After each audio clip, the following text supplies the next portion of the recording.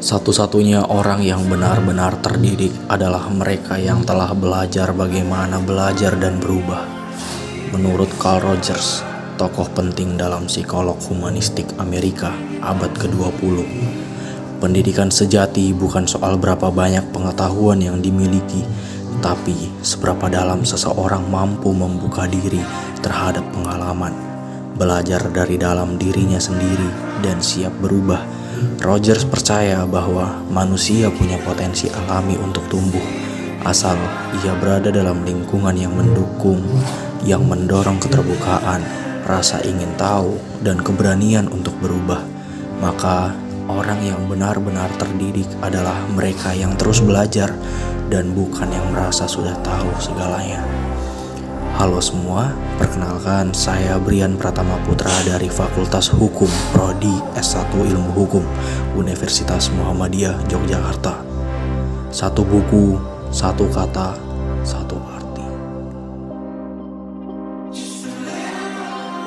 Buku yang sangat saya rekomendasikan adalah tipe buku Stoikisme, buku yang dapat merubah mindset kita.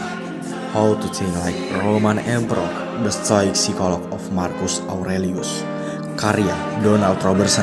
Secara singkat adalah rangkuman praktik dan ajaran Stoikisme melalui lensa kehidupan dan tulisan Marcus Aurelius, seorang kaisar Romawi dan filsuf Stoik. Inti dari buku ini adalah menunjukkan bagaimana Marcus Aurelius menerapkan prinsip-prinsip Stoik untuk menghadapi berbagai tantangan besar dalam hidupnya, seperti perang, wabah penyakit, dan pengkhianatan.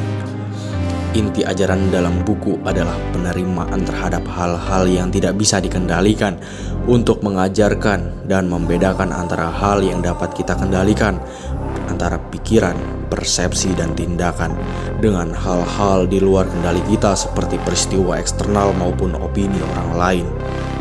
Hiduplah sesuai dengan alam, dengan mendorong untuk hidup secara rasional dan bermoral, seperti bertindak sesuai dengan kodrat manusia sebagai makhluk sosial. Untuk latihan mental, dengan menggunakan teknik-teknik visualisasi negatif, dengan membayangkan hal-hal buruk terjadi, untuk mempersiapkan diri menghadapi kesulitan dan menghargai apa yang dimiliki saat ini. Dengan memahami kematian, mengingat bahwa hidup ini fana, untuk memotivasi kita agar menjalani setiap hari dengan makna dan tujuan. Hal ini berfokus pada bagaimana persepsi kita terhadap suatu peristiwa, bukan peristiwa itu sendiri yang menentukan respon emosional dan perilaku kita. Misalnya, seorang Stoik yang akan mengubah persepsinya tentang kemalangan sebagai kesempatan untuk berlatih kebajikan.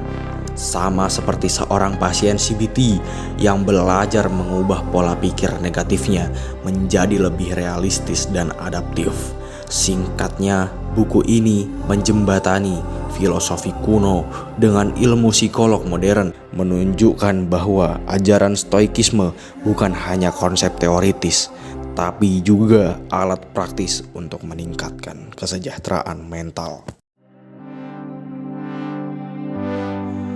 Kau punya kuasa atas pikiranmu, bukan atas peristiwa di luar dirimu. Sadarilah ini dan kau akan menemukan kekuatan. Marcus